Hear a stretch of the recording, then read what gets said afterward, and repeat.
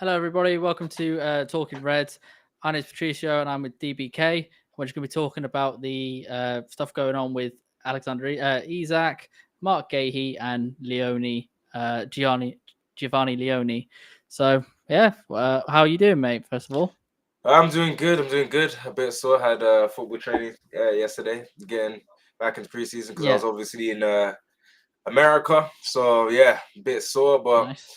is what it is. And also, guys in the chat, make sure you guys go to the fantasy Premier League code. You can see at the bottom of your screen.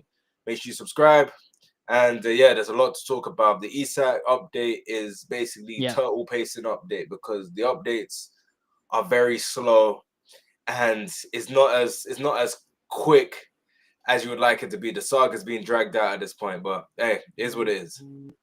yeah. People are getting fed up with it. I can see it online. A lot of comments on journalists' sort of posts saying why are we getting the same sort of update, saying things are happening, but nothing's going on. So yeah, it's hopefully it will get there, but it seems to be like the Giovanni Leoni stuff sort of picking up pace. Whether he does go out on loan, which I don't think is the option. I think Slot wants him to play for us, so I guess that's possibly where we should start. To be fair, so what are your sort of views on him then, on Giovanni Leoni? The biggest thing that stands out is he's very physically strong. Mm-hmm. Like I saw Yeah, the picture of him and Lukaku, and I've seen him defending. He's very aggressive. I wouldn't say he's fast, but he's got a good amount of pace. He can play in the high line. He's good on the ball. He seems comfortable in possession, and he's very tall and he seems very dominant in the air.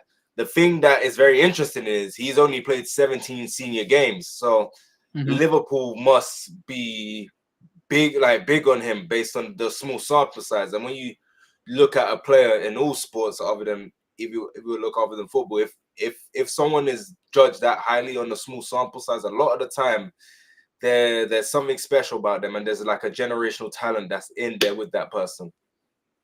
Yeah, like it shows that there's a reason that other Serie A teams wanted to go for him, and obviously this is why he's been brought to Liverpool's attention. Not the fact that he's already like 6'4", 6'5" at 18 years old and still has more to potentially grow.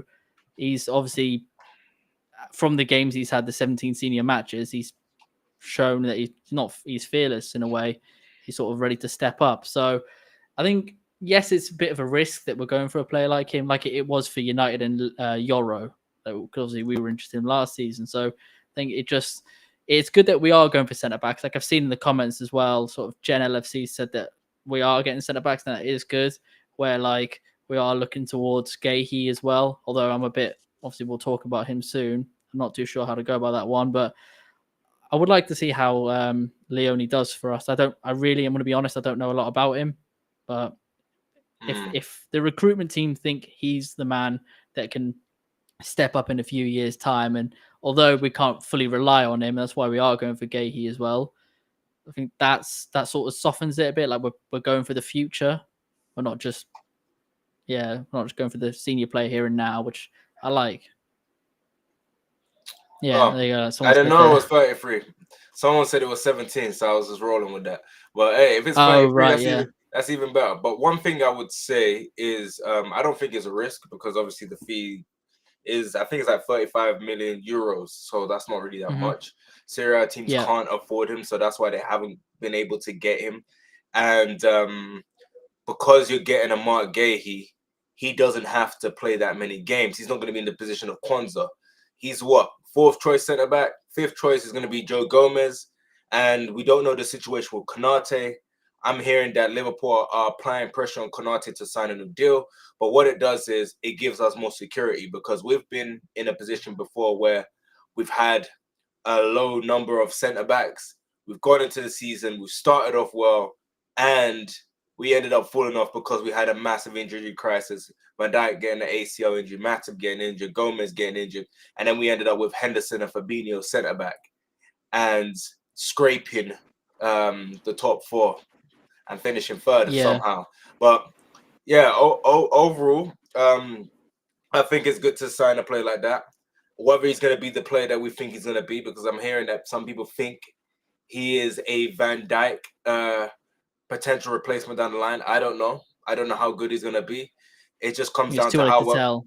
it's too early to tell, and it just comes down to how much we can develop him. Yeah, I think obviously we are looking to future proof, but like you said, it is 30 to 35 mil. We saw Kwanzaa for about the same with a buyback clause, obviously, and we're looking to get Guehi for a similar amount. I think that is good business if we can, and it's not too much of a risk. And like, it's good that we are getting centre backs because we're not going to then be reliant on having Gravenberch drop back or Rendo at centre back. So, which is quite worrying because if you're planning on playing Van Dijk all the matches, you can't do that. You have to rest him, and obviously the cup games and stuff. So I think Leoni, if he does come into us, he will get given the opportunity. He will get the minutes in, and he's just got to prove himself. And I like what Slot said, having sort of two people in each position battling it out. And yeah, the fact that we shouldn't really have to be using our DMs and stuff and fullbacks as centre backs. So just hope we can get these deals done and then move on to potentially Isak, whatever the plan is. Just speaking on Leoni, we got a little up there. Let me see if I can get this up. Yeah, and I think Jen, I think Reece Williams still is at the club. Is why they put. I think they loaned him. Didn't they loan him? On something I've seen recently, he was like a choice under Van Dijk, but I could be wrong. He could be loaned out. Okay, so look right here, as you can see, it looks like this deal looks like it's going to happen before the Marc Guehi deal, because the Marc Guehi deal, based on everything I'm seeing, is Palace just want more money. Palace want to squeeze as much money as possible because they rejected 70 million last year. People forget they rejected 70 million last year. So because of all of that, that's why they're trying to press to squeeze as much money out of Liverpool. Look. So yeah, and I think with Marc Guehi, sorry, carry on. No, so as you can see, it looks likely at the moment that Marc Guehi will stay at Crystal Palace and leave on a free in the summer. Liverpool have held talks about signing him, but there is a gap in evaluation. Palace will not let their captain go on the cheap. But Palace have to let their captain go on the cheap because you guys should have sold him last year if you didn't want to let him go on the cheap. So I think that's because look, everybody is basically saying the same thing. They're just rewording it. That's what it looks like to me. So look, Liverpool are still working on a deal for Marc Guehi. I can confirm that Liverpool are okay with the player, but still waiting to reach an agreement with Palace. It's around 30 to 35 million. Palace want more. So that's literally the same as this.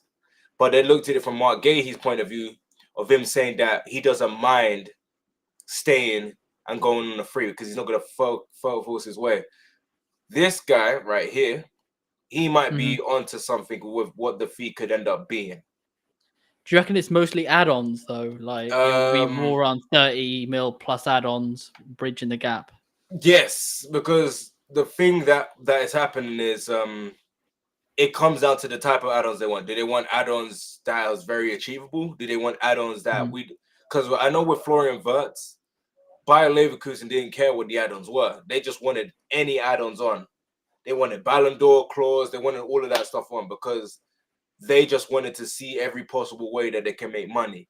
Palace, they want to be able to have more guaranteed money. So what I think it would be, I think it'll probably be 30 plus 10. So they get 40 million. So 30 million base and then 10 based on these appearances and all that type of stuff. That would make sense. Me, I'm not really worried about it because the people because everybody's pretty much saying that the player's fine, all this is fine, and if we get the two centre backs we need, and then the one that I'm not worried about the most out of all of them is probably Leoni. Isak, I'm not really worried about as well. It's just annoying that it's just dragging on. But what do you think? Do you think we're gonna get the free? Yeah, I can see. Obviously, like you said, Leoni definitely happening more so, and it's annoying though. Like with Isak, people are saying, "Oh, it's 99% done." I think it's very much on obviously Newcastle side as we've known this entire saga. I think it's just a case that like has he burnt all bridges? The fact that senior players aren't talking to him, he's not been reintegrated into the squad, and the fact that fans are very much so turning on him. So it's whether they can get their strikers in. It's whether they can get their business done to then allow Isak to leave. And if he has said that he won't play for them, but he can't get sold this window, then we're potentially looking at a January signing, possibly. If obviously we have the money there, and there must be a reason why Liverpool put out 110 mil. They must have had private talks to suggest that that's around the ballpark figure that Newcastle would accept. So it just comes on to whether Isak puts in the transfer request and puts pressure on, and whether Newcastle can get their men in for the striker position, which seems to be what they're doing, but they're just struggling a bit. And in terms of Guehi, I'm not too sure. I think he may be the second signing in, but it's just a case of whether he will stay with Palace or if they can bridge the gap to sign him. So that's my views on it. Honestly, when you really look at it, when it comes to Guehi's situation, out of the three, I think he's the most likely to stay. Like if you were to pick one to stay, I think he's the most likely to stay, and that's because Guehi ain't forced to move. He's content with going on a free. He's not in a hurry. It just comes down to how badly Liverpool want him now. If Liverpool want him now, just put down the money. You get him. You get him now. Deal done. Palace want to sell. As far as Isak, Newcastle are just dragging their heels for whatever reason. The reality of it is, it's all about how them letting him go without looking bad. Mm-hmm. Because they don't want to look bad. They want to make it the player's fault, because at first it was Liverpool disrupting the player. Now it's all Isak's fault for wanting to leave. At the end of the day, what it boils down to is this. They are literally going through the same saga with Wisa. Wisa has not playing, he's not training, he's trying to force a move. And even then, they offered 25 million for a for a guy that scored 19 goals last season. Yeah. For a guy that scored that's one less goal than Brian Mbeumo, who got sold for 70. They offered 29 million for a guy that's only 3 years older than Isak, scored 3 less goals. Does 25 million make sense for a guy that scored 3 less goals? No, it doesn't. Yeah. And is 3 years younger? It's crazy. Because Wisa, if you really wanted to, you can make a case that Wisa is worth at least like 40 million. 40 million for a guy that got 19 goals, a guy that even in previous season before Ivan Toney was doing a job off the bench, putting in good numbers, doing what he needs to do. You can make a case that you can get around 40 million for him, but offering 25 million is taking the piss. And with them, that, like I said, it's just them controlling the narrative, getting everybody against Isak, making Isak to be the bad guy, when in reality, if a player's not happy, let him go. We've seen Pep do that with Man City players. When they're not happy, he doesn't stand in their way. He lets them go. And people wonder, why did he let them go so easily? Because Pep said, I ain't going to keep an unhappy player. A lot of these other clubs, the thing about being a big club is letting players that don't want to play for you go. Newcastle want to call themselves a big club, but they're not doing what big clubs do. When a big club doesn't want to play, when a player doesn't want to stay at a big clubs let them go. Yeah. They let them go. Yeah. They don't try and block the move off. They just let them leave. I think one big thing is, though, they've known about this for even more than just since the season ended. Obviously, they had this in principle, I believe, in like a private conversation with Isak last season, before the season even started. He's given them one of their best seasons, got a trophy out of it as well, and yet they're still acting this way. And like you said, they're targeting Isak to sort of be the bad guy in all of this. And then sort of Liverpool as well, when it came out there, it was Isak's camp that approached Liverpool to begin with. And the fact that, yes, maybe how he's gone about it isn't the most ideal, but like you said, Wister's doing this to Brentford. It just seems to be blown in proportion. And it's not like we're low ball in Newcastle going well under 100 mil. I think 110 mil is still a very sizable offer. It's still breaking the British record. So we're looking at it's not a stupid offer like 25 mil for Wister. So it seems to be all on Newcastle side. They need to get their affairs in order for this to proceed. And that's what we're waiting for. You know what's crazy? They're making Isak as the bad guy, but they haven't fined him. They haven't put him and make him train with the under 21s. They haven't done any of the stuff that they would have done. The best scenario, because here's the reality of it is, if Newcastle want Isak to stay and they force him to stay, I do believe Isak will play. He will do a Coutinho, But guess what? When it gets to January again, you're gonna go through the same saga again. The fake injuries start coming out. The whole trying to move, because at the end of the day, you can try and make him stay, but he's always gonna want to leave now. He wants to leave Newcastle and he's gonna try and push for the move. And it just is what it is at this point. You just gotta let the player go. One question I would like to ask: do you think with Isak signing potentially, do you think we have enough forward cover, especially on the wing? With Isak, like I said, Ekatika can play on the wing. Obviously, we've got Gakpo there. And the thing is, though, they don't want to sign someone to then stop Rio making it through. But we also want to make sure we have enough coverage, because we can't, let's say, hypothetically, Gakpo's out or Ekatika or whoever, then we are a bit short there. I think the only thing that is going good in our favour now is the fact that there is Malik Fofana, Rodrigo, although his wages are too high, and the fact that we're also potentially looking at Barcola. So there's a reason. And we haven't sold Ben Doak. Yeah, and if you sell Ben Doak, sell Chiesa. But the thing is, though, Chiesa has been told he has to stay for now, and I think that's okay, although he does want to move to get more minutes, which I understand. Now, if we brought in Isak, I don't know if I'd be completely happy with the winger situation, especially with Gakpo's performance on the weekend. That could be a one-off or whatever, but I think future-proofing wise, we potentially need to, we definitely need to look for a Salah replacement. So maybe not the left side, maybe a versatile player that's mainly on the right, and then for future. Question: would you give Doak a chance? I like Doak. I think he's very technically gifted, very fast, but people forget he's only 19. Yeah.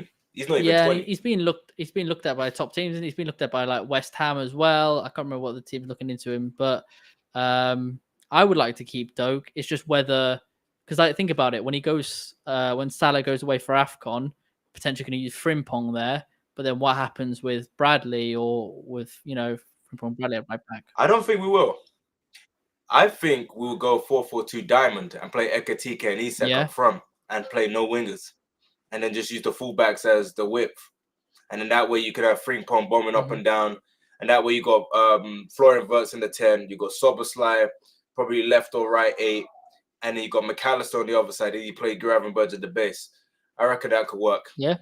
If Salah was to go, because you don't necessarily have to play wingers. Now, if anything, if Salah goes, you have the excuse not to play wingers and still have the bodies you need in midfield. And then Kirkes don't have to play as a left centre back type of role, which he's doing right now.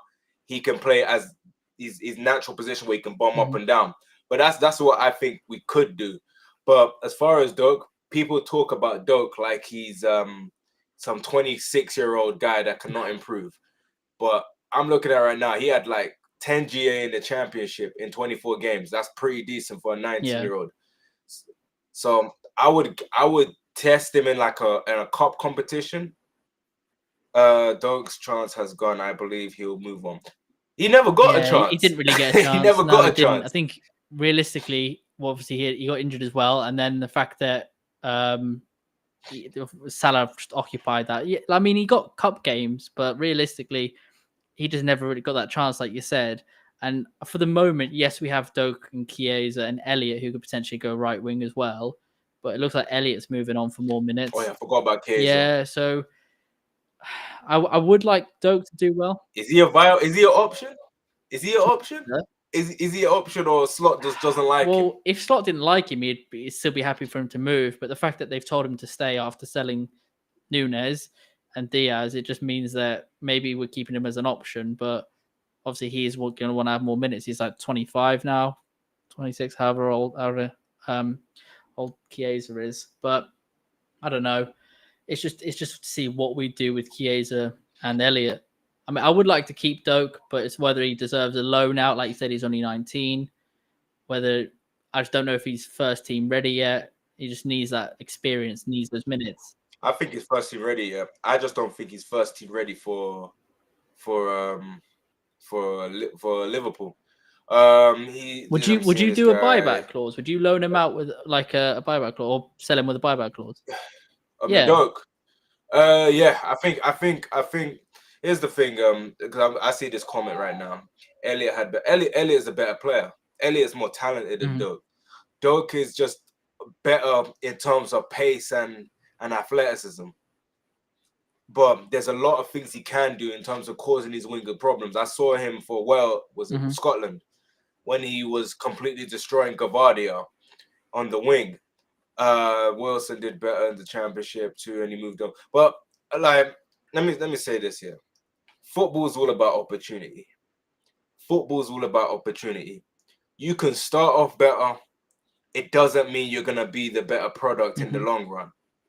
Like, look how many players that were better than Salah when Salah was like 18, 19. And look at his career. It's all about how you work and how you're able to grow. Like, when it comes to these young players, it's all about growth. Yeah. Like, Jordan Ibe was meant to be something, and now he's playing in non-league football. So it's all about growth. It's all about how much you believe these players are going to improve and how much these players are going to improve. Because that's what the game is, man. Because what? Who's another good example? So like with Ngamoa though, like they don't want to stunt his growth, but they want to still give him minutes, but not too many minutes. But do you think that Gakpo is gonna feel very relaxed because of lack of backup option? Because like I said, we don't have a good front. Our front line right now is very slim. We're lacking depth. At the moment, we got if we wanted to go through our front line is Chiesa. This is just all our attackers. We've got Chiesa, Gakpo, Salah, Ekitike, Rio, and Doak. And then you look at Chelsea's backup front line, Delap. They got Gittins. Jackson. They got Jackson still. They got Nkunku. Yeah. They got who's the other guy? Escobar, the right just winger. Just Broja, didn't they? So. And then you got Man City. You got Cherky, Doku, obviously Haaland. They just load out Grealish. And then even Arsenal's Arsenal one's better. I think what Kai Havertz. Like, we have the worst out of the top four, at least at this current. Yeah, but I think what you got to think is, though, although I'm actually happy with our attacking line, especially if we bring in Isak. Although you're saying yes, wingers, like you said with Gakpo, who are we looking into? Rio maybe, but then we've also got to think that Wirtz likes to occupy the left-hand side as well. He can go there. Ekitike could go there. So especially if we go like Wirtz out wide, Szoboszlai at the 10. I don't know. We can sort of switch things around. It's more so for me personally. I think it's the defensive line that's worrying for me. Like, yes, we need clinical finishers, and I'm glad we brought in Ekitike, and I want to see more from him. But if we bring in Isak, I'm for the most part happy with the front line, except for the Salah replacement. See what happens with Doak and whatnot. For me, it's the back line. Oh yeah, I think the back line will be fine with the people that we're getting in. Even if Konate goes, you mean this window? If he refuses to sign, I'd rather let him go for free. Really? I'd rather let him go for free. Yeah, I'd rather let him go for free because I'm not trying to get rid of Konate. Put more pressure on Leoni.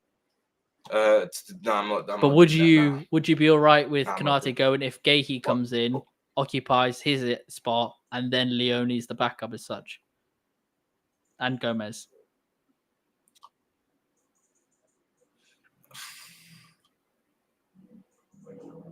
No, I'm keeping Konate. You see, all the other teams have like 5-6 centre backs. Yeah. No, I do see. I'm seeing like the comment as well saying like if Konate doesn't sign, he should be sold, and I don't know. For how much? How much do you reckon you get for Konate? I don't. Keep in mind, last season was his. Especially if Konate goes to us, I only want to go to this club. Now the price is low. Yeah, I think for Madrid, you potentially. I value him sort of around 40, 50, 50 plus. What if Konate doesn't want to leave? What if Konate doesn't want to leave? What if he goes, I want to stay? What if he doesn't want to stay or doesn't want to leave? No, you say I want to stay. If he wants to stay, then it depends what the contract offer. Because he wants to stay. He doesn't want to. He does not want to leave. Yeah, but he's rejected multiple offers, hasn't he? So it just depends of whether he accepts this one or not. Yeah, but hey, it's like everyone talks about clubs forcing a player to stay. You could do players can easily do the other way around. We're seeing it with Rasmus Højlund. Wants to stay. Yeah. Man United can't sell him because he don't want to leave. Oh yeah, and about this comment, because I have to reply to this comment. If you are frustrated with Diaz, you will be even more frustrated with Adeyemi. Adeyemi don't have the dribbling of Diaz. All he has, for the most part, is pace and inconsistent finishing. That will piss you off more than Diaz. Yeah. This guy is the guy you would not want. He mainly played. Like, there's certain qualities that. Was it Bino Gittins that played more than him? No. Gittins was on the bench for 6 months. Okay. Gittins barely played, but yeah, at least that's what I've heard. But Adeyemi, he can play on the right, he can play on the left, but these two inconsistent. You would not want him. There's certain comments I want to pull up, bro. What about in your? Okay, this one. Sorry, just trying to ask you a question. In your mind, would you be happy with if we got Rodrigo even with his high wage demand or Fofana? I'll be happy with Rodrigo because Rodrigo's better than Gakpo. If Gakpo's our starting winger, we get someone better than him, then it doesn't matter for me. Because at the end of the day, people could say it's blocking Rio's pathway. I don't think so. I think the person that should be worried is Gakpo. Gakpo should be worried because I feel like there's going to be a point in time, depending on how long Gakpo stays, Rio will overtake Gakpo in starting spot, in my opinion, eventually. It may not be this season. It may not be next season if Gakpo stays next season or even the season after that. But he will overtake him at some point in time in the pecking order. There's certain qualities that Rio has that Gakpo doesn't have. He has better dribbling, better pace, more explosive. The only thing that Gakpo has is first team experience, physicality, and finishing ability. Yeah. And even then, Rio might be the better playmaker because Gakpo, as creative as people make him out to be, I don't really see him creating that many chances. People say that Gakpo is a good crosser. A lot of his crosses is when he cuts inside and tries to ping it to the back post, which a lot of the time Salah really can't gets get to it. Yeah. Or he cuts inside and shoot. He don't really have that much to his game. He benefits of because people are saying Gakpo is. Wait, how did you feel about Gakpo's performance in the? I was not happy. I mean, I feel like Ekitike. I was very happy with Ekitike going on to the left, and yes, Gakpo comes in centrally. And what's crazy is last season I was very happy with Gakpo on the left and Diaz in the middle. I don't know what it is. I don't know if he's just had an off game or what, but he just seemed lackluster. He didn't seem to want to push up, make any runs. And like you said, we saw that clip of him just stopping, turning around, passing it backwards. Like, I understand that's how you build up play, but I just didn't see the intensity from Gakpo there, to be honest. And that's what's... Yeah, sorry, carry on. No, continue. I'll say what I'm going to say. Oh, right. I was going to say, like, he's doing what Diaz does. He's very predictable, very one-footed, has to cut in, like Salah does on the left, obviously, on the right-hand side.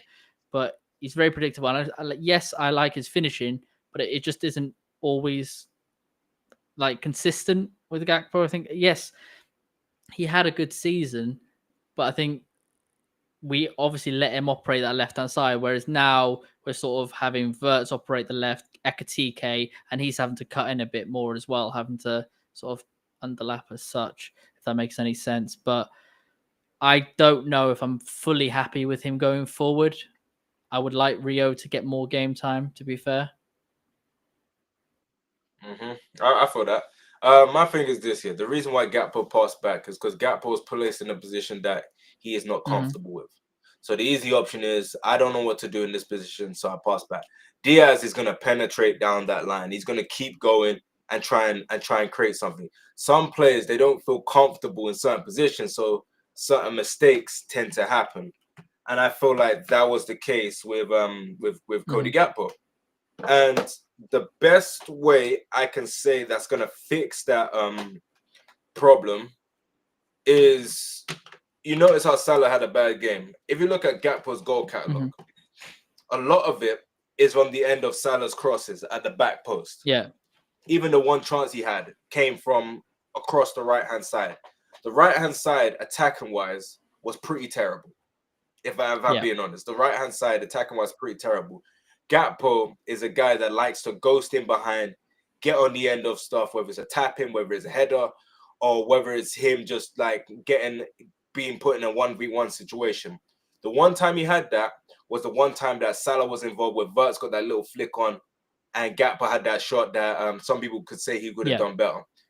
If you cut out the right-hand side, you're going to cut out a lot of Gakpo's game, because Gakpo's game is functioned on coming in from the back post, whether it's a header, whether it's a cross, whether it's a tap-in.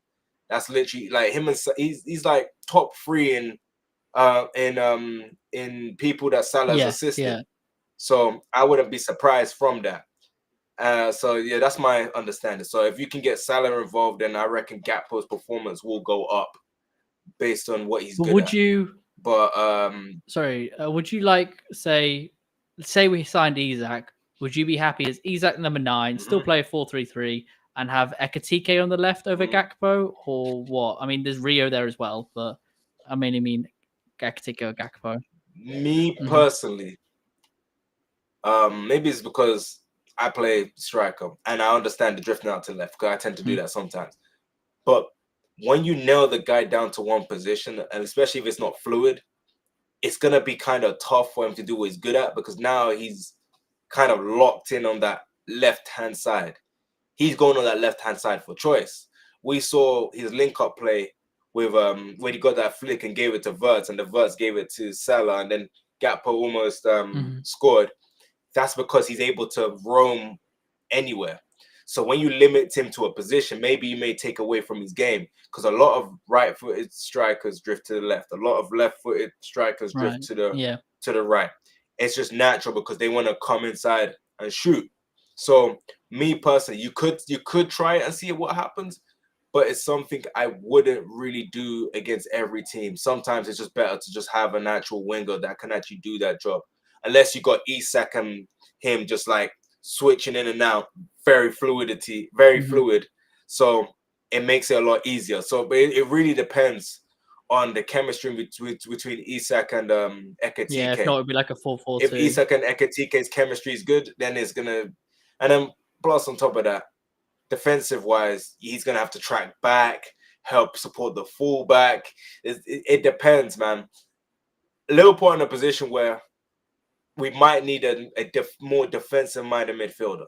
Yeah, because we could get away with it, because we had a specialist.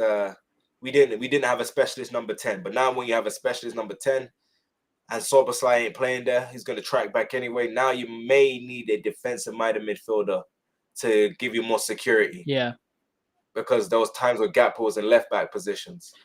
So I think it's an interesting situation. Yeah, if we put too much pressure on Gravenberch as well, because like yes, Nyoni is being sort of being brought into the senior team, that's what seems to be happening, then I don't really know if I want Nyoni to be the 6 next to let's say Macr in the 8 role, or Curtis Jones or whoever. But like I guess we have Endo as an option as well. But I do see what you mean. I do feel like we do need someone like a Fabinho type sort of destroyer, like a Gravenberch, but who can pass and who's really willing to drop back, pick up the ball, and sort of be that sort of deep playmaker as such. Zubimendi would have been perfect, but he liked the mountains and food, so it is what it is.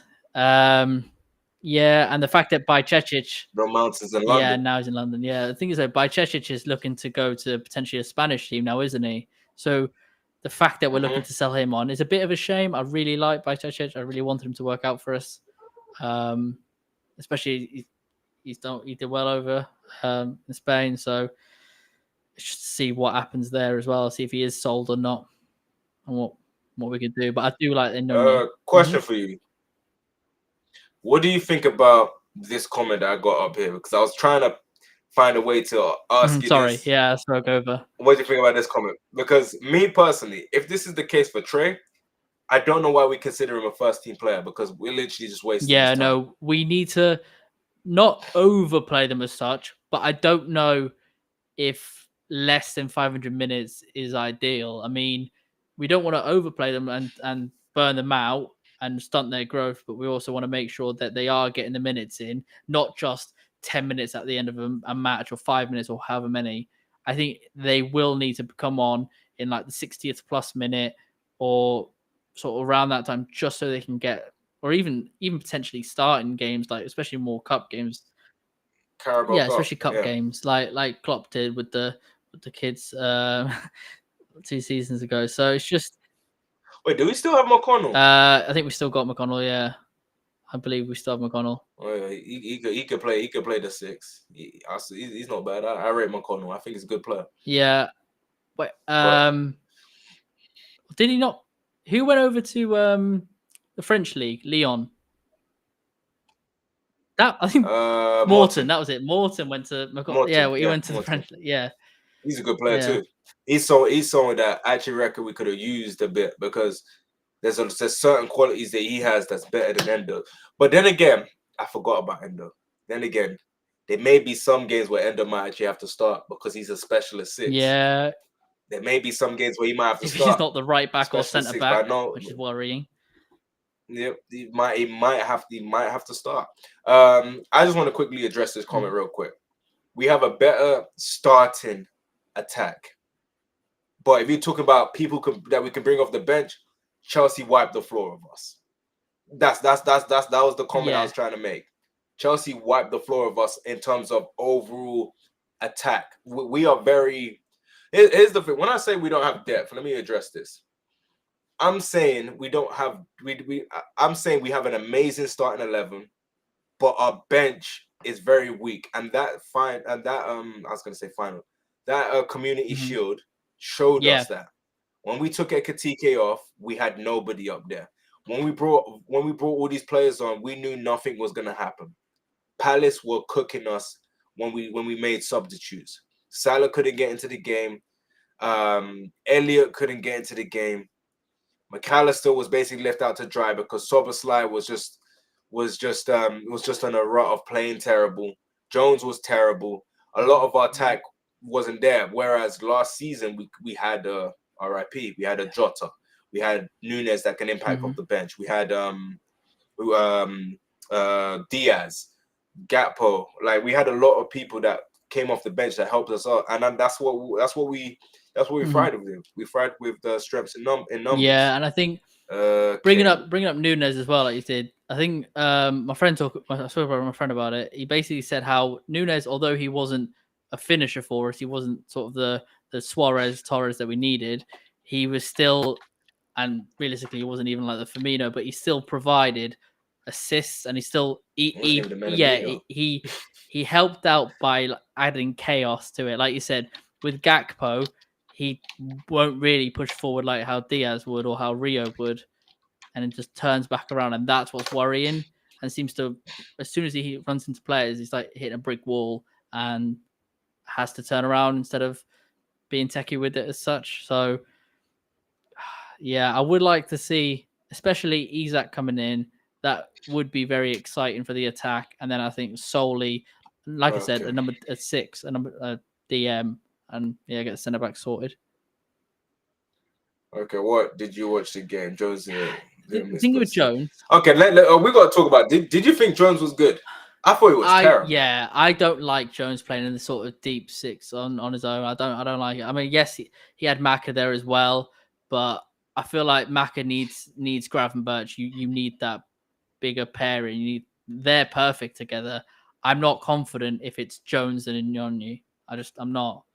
I don't see him sort of doing what Gravenberch does, doing what McAllister does. So, yes, he didn't misplace a single pass, but he just didn't offer what we needed. What do you think? The issue with Jones will always be the issue with Jones. Jones holds on to the ball too long. Holding on to the ball, losing the ball, and misplacing different passes, bad passes, two different things. Because one thing that people need to keep in mind is he can still lose the ball without making a misplaced pass. The issue with Jones has never been his talent. It's the fact that he holds onto the ball too long. When you hold onto the ball too long, especially when you got someone like Soboslai who isn't really the most comfortable in pressure situations, you are gonna put more pressure on him because now when you give him the ball, now he's like hurrying, wondering what he needs to do. I think Jones is a guy that needs to release the ball quicker. When you hold onto the ball too long, it's not a good thing. And plus, he don't give us security. Oh yeah, we know McAllister. No, I know. We know. Yeah, I was just addressing this, but yeah. So that's my opinion on that. I don't think Jones I think Jones holds on the ball too long, and he kind of takes away momentum and everything good that we do. But that's just my opinion. I agree with you. It's not me saying bad. It's not me saying that he's amazing. It's just me saying that he ain't based on what he has shown us throughout his whole entire career. He's a good squad player. He can come in and do a job. There'll be some games where he'll be great to start, but consistently, no. Fully agree. I get that, but like I don't think Jones had a good game. I think if you want to challenge for everything, you should be doing better than Jones. My personal opinion. Okay, like I said, Jamie Gittins played a good amount of games last year. I'm looking at it now. He played a good amount of games last year. I don't know why people said he was on the bench for like a good portion of time. But yeah, he played a good amount of games last season. But yeah, good player. I think Gittins is good. I think we were linked to him at one point, obviously, before going to Chelsea. So I think how much is Chelsea signing for? I don't know, to be honest. Couldn't tell you. Nah, but yeah. So since we spoke about Jones, one thing I wanted to ask you is, so if let's say we sign Leoni, what's his name, Guehi and Isak, is that enough? I think I put this in the group chat. I said it would make it a 9 out of 10 window for me. So we'll make it a 10. I think we would need to get a DM, and I think that's been an issue for Liverpool for a while, which is why since Fabinho has been an issue to get someone to be that sort of 6. And yes, we're fortunate that Gravenberch turned into the player he did for the season, but I think we're relying too much on Gravenberch, especially, let's say, obviously he missed a cup game, had his partner's pregnant, so congrats for that. But I think we're looking at the fact that we're going to want to rest Gravenberch. We're not going to want to burn him out. We're going to want to put someone in that 6 role. And I don't know if I'm confident with it being Endo or Jones, because I don't see Inyoni being that 6. He will be the 8 instead of Macr. So that's why I think a 6 is we need, to be honest. After centre backs and a striker, obviously. Okay. Here's the thing, yeah. A lot of people rate the talent of Jones. They rate the talent of Jones. Jones is a very talented player. Gael Kakuta that used to, like, if you ask Eden Hazard said the most talented player he played against was Gael Kakuta. Gael Kakuta didn't play a single minute for Chelsea. He played like 2 minutes at max. But Hazard said he's the most talented player he's ever played with. At the end of the day, when it comes down to Curtis Jones is a good player. I think we cannot win the league with him starting a majority of games. No. I don't think we can win the league with him starting a majority of the games. If anything, I would swap Curtis Jones out for Adam Wharton. That's a guy that I would love to see come to Liverpool. Baleba, I would love to see Baleba, even though he's getting linked with Man United. That's really the perfect profile that we should be getting in terms of having a 6, someone that can sit behind the defense, someone that can pick up the ball and drive the ball, someone that knows how to release the ball. Because, we won't get of course we won't get a DM. But I'm saying if we got one, that would be the finishing piece of the puzzle. Because one of the biggest things is this here. People say, and I'm gonna ask you this here. Do you think Szoboszlai is our most important midfielder? No, I do think I think the most important midfielder we've got, without bringing Wirtz into it now, obviously, would have been Macr, to be honest, for me. I really rate Macr a lot. He's so good for what he does. I think Szoboszlai he's an engine. He's an absolute workhorse, and he will sort of be that sort of box to box player. Whereas when we first signed him, I thought I saw him as the sort of 10, as that Odegaard, De Bruyne type player. Whereas he's more of an 8 as such. Well, that's what we signed him. But what I do think the most, like I said, the most important is Macr. In my opinion, it'd be Macr, Gravenberch, then Szoboszlai, to be fair. But now we've got Wirtz in the mix as well, and I just want to see what he does this season. How about you? The reason why people say Szoboszlai is the most important midfielder, because if you take Szoboszlai out there, our midfield has no physicality. That's really it. That when I say, and this is, I'm going to respond to everything in the chat that I'm seeing.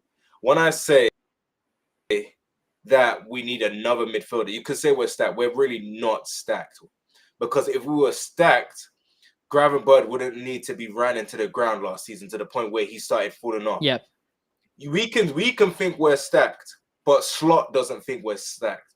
Obviously, I said I would rather have Adam Water. I don't think we're gonna get Adam Water. This is my dream scenario. If I could have my way, I would give Thiago new hips and new hamstrings for him to keep on playing for us. If I could have my way, because Thiago would have solved a lot of the problems that we have now in terms of our midfield.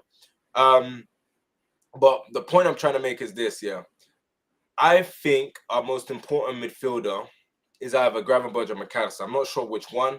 There may be one A and one B. I can't really tear them apart. But I think against physical teams like a Newcastle, this is why we struggled against Newcastle last year. Because Newcastle are very rough, they're very physical, and their best asset wasn't Isak, it was their midfield. Their midfield was so dominant, and they used to bully us like crazy. Joe, Tonali, physical. Bruno Guimaraes, physical. And when our midfield likes to play pretty football, we like to move the ball around, be fast, but we're not a physical midfield. That's why people said Szoboszlai was so key, because Szoboszlai brings physicality, which our midfield doesn't have.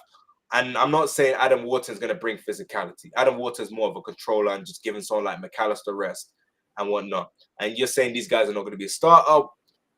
You see these players signing for Chelsea. Garnacho's about to sign for Chelsea. Where is he going to play? You see Real Madrid with all their midfielders that they're stacking up. Man City with all their midfielders they're stacking up. Arsenal with all the centre-backs they're stacking up. Everybody else is allowed to stack up a position. But us, Liverpool, we are only allowed to sign players that can guarantee to start. I don't get it. No. I personally don't get it, because it's not me being greedy. It's me giving us a chance to rest players when they're tired, give players different looks, give players a little bit more longevity, because let's be honest, Fabinho should still be in Europe. I just checked the other day. Fabinho's 31 years. Do you know he's 31 years old? No, he's 32 years old. It's crazy, yeah. He's 32. He's 32 years old, and his legs have been washed for like 3 years. Yeah, no, I really liked Fabinho. I think I really rated Fabinho a lot. I think him and Wijnaldum in the middle, I think, like you said, a 6 is definitely needed, though, for sure. It's just what we're actually going to do, because we're also looking at that Stiller guy, weren't we, as well? Although I think he ended up going to Brighton, if might be wrong, but yeah. So it's funny. I've wanted Baleba since he was at Lyon. Yeah, Leo. Baleba. When they would go, I wanted him since then. Mm-hmm. And I saw him go there, and he started cooking. I'm telling you right now, Liverpool do not have a midfielder that has Baleba's qualities. But wherever you think he will start, we don't have a midfielder that has that physicality, that has the ability to drive with the ball, along with the physicality as well. We've got a guy that can drive with the ball with Gravenberch. Mm-hmm. Gravenberch can glide past people, but he's not as physical as Baleba. And not only that, having him would allow Gravenberch to rest a bit and prevents injuries. And like I said, we had like 5 forwards, and no one complained about game time last season. Yeah, we had 5 forwards, and no one complained about game time. And we're stacked on numbers, but I don't think we're that great in terms of depth and quality. But hi, let Isak go to Liverpool now. Jacob Ramsey, 40 million move to Newcastle, and Wisa, and I'm not gonna pronounce. I'm gonna call him Sammy. Sammy, yeah. Says signed for Newcastle now. Is okay. I didn't see the two bottom people. When you said Jacob Ramsey, I was like, that's more of an attacking midfielder type of guy. Yeah, attacking mid, yeah. But Wisa, the other dude, that I'm guessing that's the guy from. Wait, who's that? Who's that guy? I can't remember what's him. Yeah, I saw it. I'm gonna look that up. Mm-hmm. I'm gonna look that up. If it's the guy I'm thinking of, I don't think it's the guy. Wait, is it? Let's see. No, wait, no, that's not him. Sammy. What's his name? You got him now, yeah. No, I'm trying to find him. Trying to find who it is. Yeah. I think the guy. I think you spelled his name wrong because that name is not coming up. It was something close to that, to be honest. Yeah. Yeah, that name is not coming. I'm guessing you're talking about the other, the Porto guy. Mm-hmm. I'm guessing you're talking about the guy from Porto. If it's him, I saw a clip of him the other day. I know it don't mean nothing. He started kissing the bag, saying, "I'm not leaving." Because it's Newcastle, that might be legit. He might not be lying, just purely for the fact that it's Newcastle. Yeah. Here we go. We got Fabrizio Bompa. Here we go for. Oh, okay. On stream. Here we go. Yep, here we go. Look. Giovanni Leoni, there we go. Oh, here we go. So here we go. Let's go on it. To be fair, there were journalists reports that it was going to happen in the next 24 hours. And I said to people, yeah. No, but say we're going to say real quick, and I'll say what I'll say afterwards. Oh no, that was it. I was just saying the fact that it was looking to happen in the next 24 hours, and it has done. So there we go. Okay, so he was talking about Samu. Mm-hmm. I was like, who the hell is that guy you're talking about? Samu for 80 million for Porto. Wait, hold on a minute. Is that happening now? No, I did see a Sammy. I can't say the last name, but yeah. If that happened, they got fleeced. They got fleeced if that's the case. But I'll look at it. I'll look at it when I unshare my screen. So let's look at the details of this. Yeah, go for it. Okay, so Giovanni Leoni to Liverpool. Here we go. A deal agreed with Parma for Italian 80-year-old centre back. No loan, never discussed. Leoni joins Liverpool as a part of Arne Slot's plans. Fee for around 35 million euros. I told people that the price is not going to be an issue because 35 million euros is not that much in the grand scheme of things. With sell-on clause. So basically, sell-on clause being put in place is, for the club that will come in for him if he starts balling out. Mm-hmm. It's obvious. Real Madrid. Yeah. that's literally, this clause is for if he goes to Real Madrid, because outside of Real Madrid, he basically spending majority of his career at Liverpool, because you don't get better than Liverpool. I agree. Okay. No need, no convincing ever needed, which is not a surprise because according to Fabrizio, Leoni's role model is Virgil van Dijk. So now you have the chance to play with your role model. So yeah, we have it. Here we go. Massive news. That's amazing. That's what we needed on stream. Man, that's amazing. I am very, very happy about this one, because now I'm not worried about. Obviously, I want Guehi, but now that I know we've got a body that is actually can play first team football, that has, because the biggest thing I always worry about with young centre backs is two things: decision making and physicality. Yeah, he has physicality. He does. For centre back, he has physicality. Mm-hmm. If Trey Ione had physicality, I would be starting him more games this season. He would play 30 games this season for me if Trey Ione had physicality. Yeah. Curtis Jones would be behind him if Trey Ione had physicality. But since he has physicality, he's tall, he's strong. Now we know we got an option, and we potentially got a guy based on what everybody's saying has the potential to be, that is basically we upgraded on Kwanzaa by the sounds of things. Yeah, we upgraded on Kwanzaa, but I don't know if on a cheaper price whether Konate stays or goes, if he's the next centre back alongside Van Dijk if Gomez keeps getting injured and we don't get Guehi. That's what I'm concerned about. I would still very much so like Guehi, and then let Leoni come into that role to be the Van Dijk replacement. Am I might disconnect? Do I sound different? You do sound a little bit different.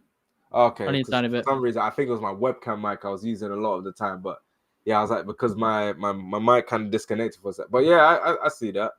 I see that. My finger's always been this. I'm gonna look at this Newcastle thing that people have been saying, Samu. My finger's always been this, if I'm being honest with people, is Konate's injury prone. So Yes. Guehi's gonna play a lot of minutes anyway. People forget Konate, that thing that Konate had last season is an outlier.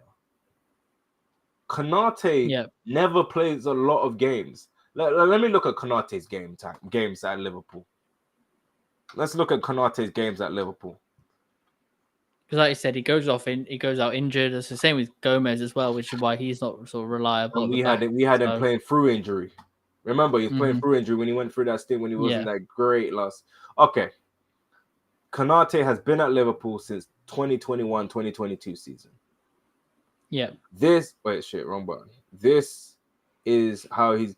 Keep in mind, the one thing I'm going to give him the benefit of the doubt. Matip was there for the first 2 seasons. Yeah. So I'm going to give him the benefit of the doubt for that. Let me put it on here. Let's go here.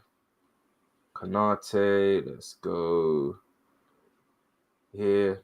So we're gonna look at Konate. Let's see. Okay, hi DBK. Are you use? We should sign for 80 million for. What do you think about this? Yeah, well, to be honest, I don't know who Samu is reported, so I'm not sure if they're fleecing with 80 million deal. To be honest, that seems like really a high price. And to be honest, I don't know much about him. Imagine Lukaku, but B-Tech version. Right. Okay. B-Tech Lukaku. Very physical. What do you think? He's all right player. I'm not paying 80 million for him. He's had one good season. Mm-hmm. He had one good season. But I think he had one good season. Well, let me the only look good at thing is. No, continue. I'm going to look at something quick. The only good thing is, I think it's good that the Newcastle are trying to sign forwards like Nicholas Jackson, Samu, and whoever else, just because that way we can get Isak done. Oh, no wonder I couldn't find him. You spelled his last name right, but you spelled his first name wrong. Ah, right. Okay, let's see Samu last season. Nah, they're going to get fleeced. 30 for 19 goals. That's less than Nunes. Nunes was doing better numbers at the same age. Yeah, I think he was. Nunes was doing 30 plus, wasn't he? Yeah, Nunes did like 20. I think Nunes did 30 plus. I think it was 30 plus in the season. It was Nunes, and they're the same. They were the same age. And outside of that, okay, let's go. Before 8 goals in 34 games. Before what? Nah, man. Newcastle get fleet. The sample size is too. They should go for Jackson. They should go for. To be fair, though, you can see what Newcastle have done with Isak, and they signed him from Sociedad, and he only had 6 goals and like 4 assists. So it's realistically on what your sort of department can do, so sort of train them up, make them a first team squad player. So I don't know. It does seem like 80 mil is very excessive, though. Very, very excessive. It is very excessive. They're only doing that because they know Newcastle are going to get money. If anything, they should get 40 million for him. 40 million. Yeah, and that way they can still get Jackson in or someone. Okay, so I'm looking at it right now. So Konate played 42 games last season. Let's go the year before. The year before, Konate played 37 games. So that for Konate's standard, that's good. But look how many league games he played. And keep in mind, the year before, I'm pretty sure Matip had a big injury. Yeah, Matip tore his ACL. Yeah, I think so, yeah. So that's not a lot. The year before that, 24 games. But I'll give him credit for that because Matip was the number one option. Obviously, first season. Yeah, so someone's just put a comment in. David's just put a comment in saying that obviously, yeah, Samu's only 21, but Nunez was around that yeah, age. Nunez was 80 mil is crazy for him. That's no. Yes, there's room to improve, but here's what I'm going to do. I'm going to get Samu's stats. I'm going to get Samu's stats, and I'm going to compare it to Benfica Nunez. Okay, let's get this off my screen. Okay, Samu last season. Let's see this. Yeah, Sam. Okay, Samu in all competition has scored 27 goals in 45 games. Okay, let's do this now. Darwin Nunez, which by the way, he said goodbye to Liverpool for like the third time. He did more than Trent ever did. Bro gave us 3 posts in a row. I heard he was crying. I heard he was crying at the fact that he's leaving Liverpool. Which I thought was kind of funny because I've seen different clips from like where he was happy to go to Saudi Arabia. Oh, come on, Saudi. And then obviously how he acted. But I think we always knew that Nunes was a bit of a hothead when it comes to things like that. He does get a bit heated with things, but yeah, very emotional. But I'm glad that he's gone to where he wants to go to, and hopefully, I wish him all the best. Which I can't say the same for Trent, to be honest. Yeah, no one could say the same for that fraud. Yeah. Okay. Nope. Okay, let's do this. I think this is the season that we're looking for. Okay. I'm gonna put this on your screen so you can see this. Nunez was 1 year older. People say Samuel has room to improve. Let's look at what Nunez did. So Nunez had 34 goals. Look at the games as well. Look at the games as well. Look at the Champions League record. And let's go to Samu. Played more games, less goals. Actually, wait, did he play? Wait, let me see. Did he play? Yeah, he played more games than Nunez. Nunez washed him in numbers, and they were the same age. Yeah. Nunez washed him. Because the thing about it is, and this ain't no slight on Samu. This is the result of Nunez failing at Liverpool. Him failing at Liverpool is such a detrimental to the Portuguese league that a guy like Gyökeres can put up the numbers he can, and people still question him because Gyökeres was stat padding at that point, man. Even though the majority of his goals were against the bottom 16. But yeah, 60 million tops. Samu should Gittins was 55 mil.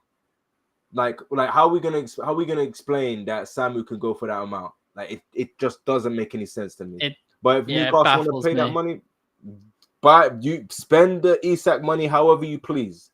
I do not care. Just give us our player. The guy sold his house. He don't want to be there. He told Eddie Howe that he wanted to leave. Just give us our money and let him go, because this is getting ridiculous now. But 60 million for Samu is crazy. Because what? João Pedro went for 50. The evaluations are not making any sense. João Pedro is a class player. Have you seen what John Summers commented? Okay, I wanted to. Yeah, it's that one. Yeah,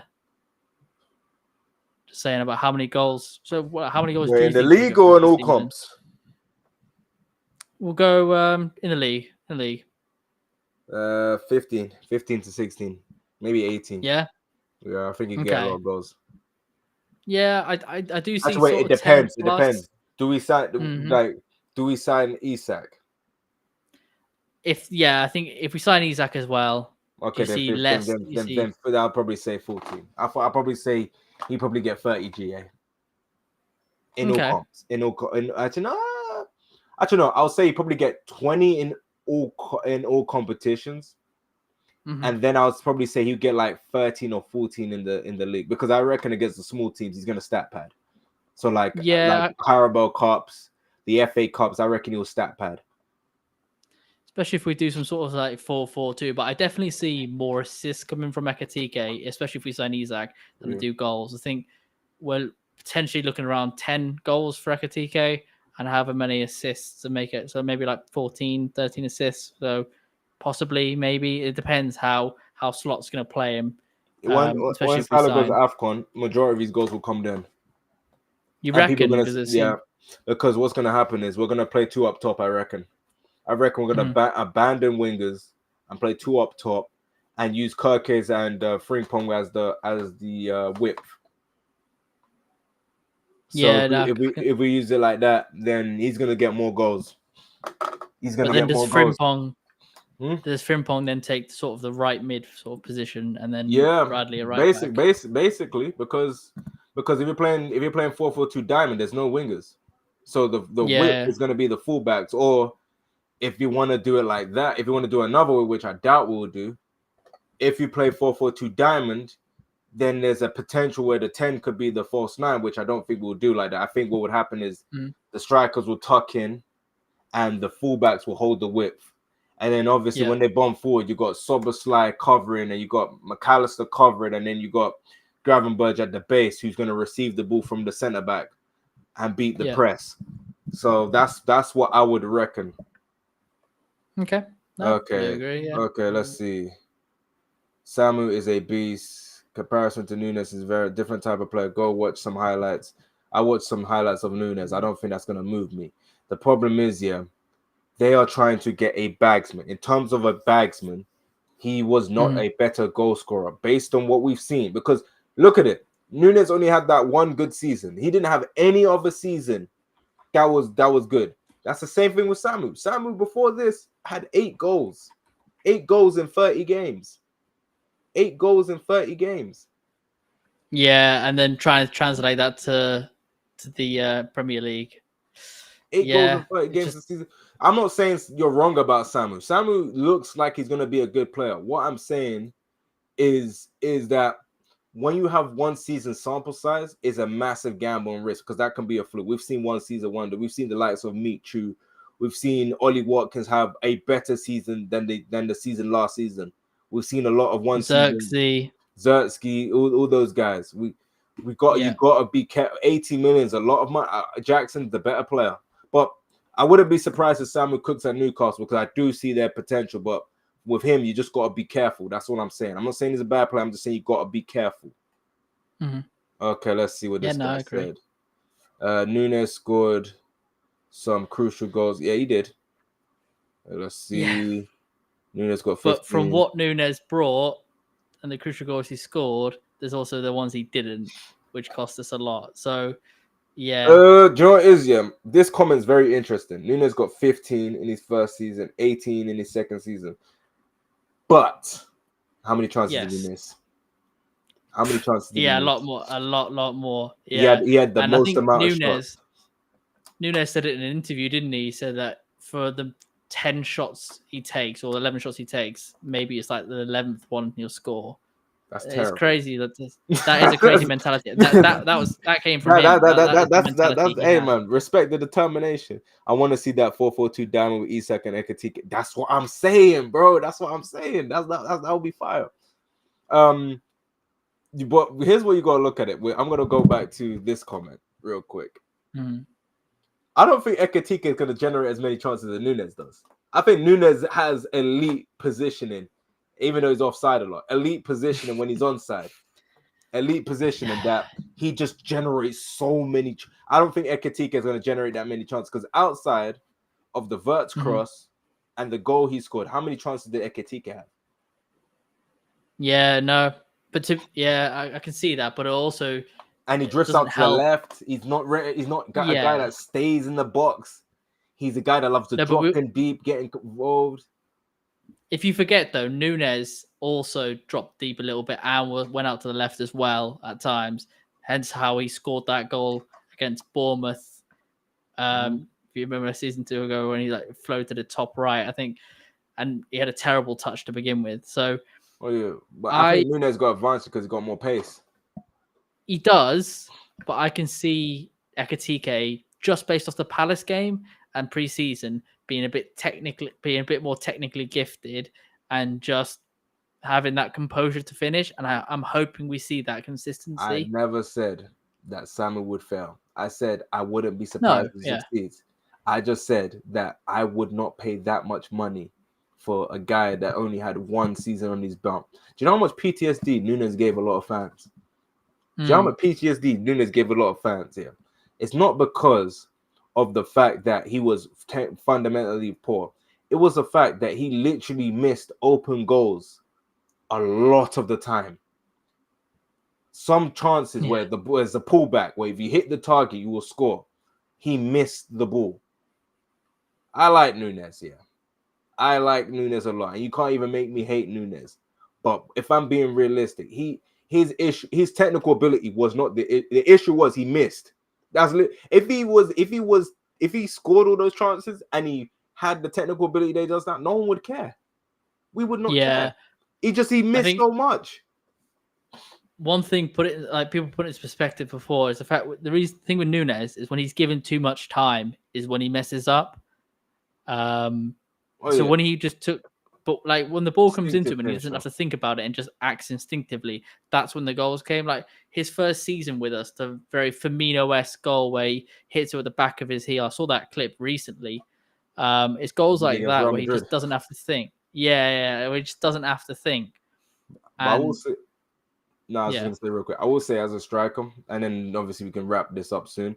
I will say this as a striker. One thing I would say, if I'm being honest with a lot of people, is instinctive finishing is easier than one-on-one chances, because instinctive finishing is more so I know where the goal is, I know where to position myself, I turn, I shoot, I catch the ball on a volley, I know how to guide it in. There's less pressure because the expectation of scoring an instinctive finish is very low. When you're one-on-one, you have all the time in the world. You have like 5 different ways you can score. Around the goalkeeper, place it in the far corner, place it in the near corner, chip, through the legs. There's so many different scenarios playing in your mind and on when it comes to scoring that it can make someone that overthinks a lot of situations miss. As a striker, you gotta believe that you're gonna score every one-on-one you get, and I feel like there was times when Nunes don't believe he's gonna score every one-on-one he gets. And I think that's what Isak will bring, though. Isak will bring that if we do get him. He's a clinical finisher. We won the league without him scoring all his goals. Yes, we did. Our striker scored 5 goals. If Nunes had scored 90%, he would get more goals than that. I'm telling you right now, if Nunes scored 90%, he would get more. Like, people don't understand how much if Nunes scored 90% of his chances, you do, because he had in his best season he had like 9 or 12. If he scored 90% of his chances after missing 52 big chances he would break Haaland's right. He would be Haaland numbers. It would be. He would be Haaland numbers. But, like, so I saw somewhere where someone said if Nunes scored 10% of his chances, he would get like 30 goals or 20 goals. Because in his second season, he got 18 with a lot of chances missed. It's crazy. So you're telling me if he's got 90%, he's getting like 50, he's getting 50, 60 goals. Yeah, and I was hoping that Nunes would sort of be our Suarez as such, like given the 3 seasons to sort of improve. And like there's only so much you can say, but he's coming over from a league where they don't speak the same language and he's having to adjust to everything. That doesn't mean nothing, man. I don't need to speak the same language and score an open goal. Yeah, I do see what you mean. I think instinctively, if you're a clinical finisher, that you will just have that ability, and if you keep practicing and such. So, and his English isn't as bad as people make out to be. His English isn't as bad as people make out to be. And it didn't work out for us, sadly. And like I said, I do wish him all the best. I have nothing against Nunes. Yeah, Klopp got it wrong because Klopp is obsessed with athletes. Klopp loves athletic players that can run. Klopp loves the runners now. But thing is, though, say what we're gonna say. I think is that at the time we were looking at Nunes or Isak, and it's funny how things come around. It is mental, but it is what it is at the end of the day. So we could be getting Isak going into his prime. Sorry. Yeah, before we go, so I got one last question. Yes. Who do we sign first? I think next one has to be Guehi to make sure we get the centre back option in, and then I'm happy then for Isak to go, because we're still No, having no, to no. Let Newcastle. me reword the question here. Who do we sign Mhm. first? I mean, not who we should go for first. I mean, who do we get over the line first? Because I think we're gonna try and go for both of them at the same time. But who do we get over the line first? Guehi, because of Newcastle having to sort out their affairs first. Uh, How about you? Yeah, I'll say the same. I think Palace are more open to selling. That's really it. Yeah. I think the issue is when does the window shut? Can't remember actually. I'll Google.